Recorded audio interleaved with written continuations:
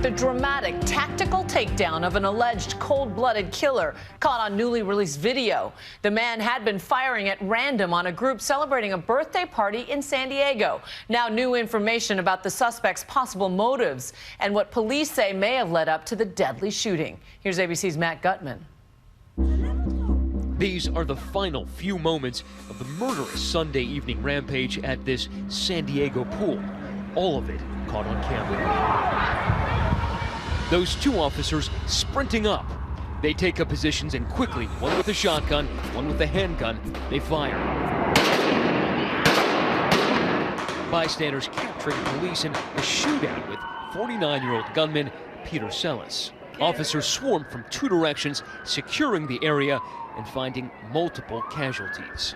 Moments earlier Sunday evening, police say that without warning, he began blasting into a birthday party at the pool at this apartment complex. In one of the many videos that has surfaced, you see Selis feet up casually on the lounge chair as he seems to reload his weapon. Then he points it at someone. Gunfire from his .45 caliber handgun sending survivors scrambling, knocking deck chairs into the pool as they fled on a pool deck slippery with blood. Around the pool, dozens of bystanders watched, some even filmed as more shots rang out.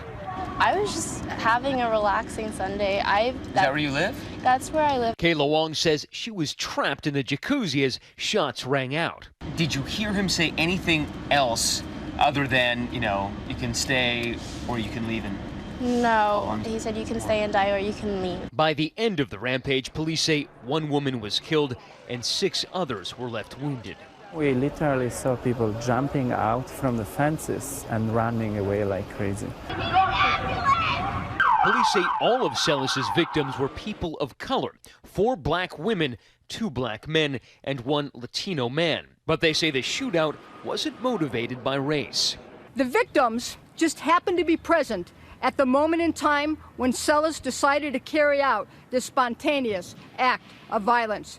There is zero information to indicate that race played a factor in this terrible and horrific crime. Today, officials say it was a breakup between Selis and his girlfriend that may have triggered the rampage. This spontaneous act of violence. Police say that as the shooting started, Selis used the other hand to dial his girlfriend, sadistically making her listen to the spray of bullets and the screams that followed. Family members described Selis as distraught and depressed over this breakup. Now, while they had no idea that he would resort to any kind of violence, let alone shooting at innocent victims, based on the information that we have gathered so far, our investigators, it is very clear that Selis was despondent over the breakup of his girlfriend. According to court documents, the 49-year-old gunman was a car mechanic who had been struggling financially for years, filing for bankruptcy in 2015. We heard about 5 to 6 gunshots, and now people are screaming. The chaos started just after 6 p.m. on Sunday. He's sitting in a lawn chair. He's telling people to leave. 911 calls began pouring in as Selis started shooting into a crowd of some 30 people gathered for a birthday barbecue. Almost nobody thought that this was a gang-related shooting because this is an upscale apartment complex full of professionals where even a studio apartment can go for $2,000. The barrage of bullets sent terrified partygoers running for their lives. Okay, units, we've got 2 to 3 people down, 9045 Judicial. The suspect is reloading his gun in the pool area. White male, 40. Others fled, but Kayla and her friend said they felt they had no choice but to hunker down in the hot tub. Were you able to see any of the victims from where you were in the jacuzzi? Yeah, so I saw the woman laying face down on the floor with blood on her back. I saw another woman in a long white dress, like all bloodied, running out. I saw a man with a side wound, a side gunshot wound, hopping over the fence. I think he fell. Meanwhile, she says Selis kept sitting calmly in his lounge chair. He was very discreet. He didn't draw any attention to himself. I didn't see him walk in. He was just sitting under an umbrella in the corner in the shade. He had a beer in one hand and his gun in the other. And I didn't even realize that he had a gun until he started shooting. In that moment, we were kind of frozen and we didn't have the initial fight or flight reaction. So we just stayed in the jacuzzi for a little bit. At around 6:13, the officers arrived on the scene with a chopper overhead, directing the team on the ground, which confronted Selis. They may have already known about the kind of threat they faced.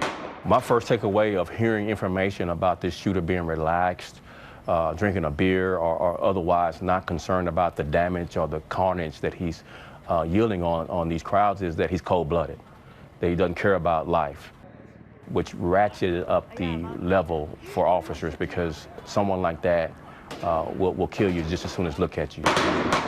The gunman continued to fire his weapon. Police say that when Selis raised his weapon at officers, they fired well over a dozen shots. Shots fired, suspect down. 4 shots fired, suspect down.